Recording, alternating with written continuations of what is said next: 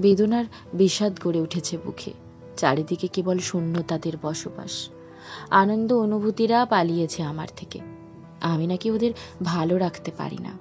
কতদিন হয়ে গেল ওরা আমায় আলিঙ্গন বিলায় না।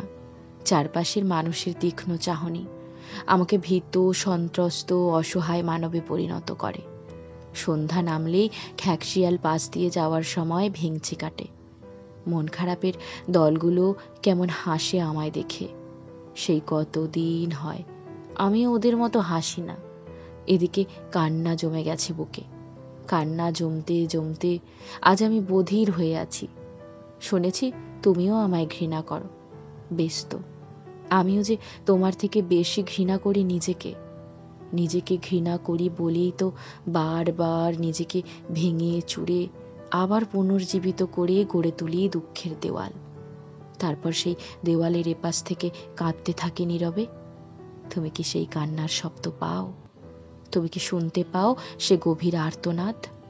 আমি জানি সবাই আমায় ঘৃণা করে, তবে সবাই জানে না আমিও নিজেকে খুব ঘৃণা করি, খুবই ঘৃণা করি।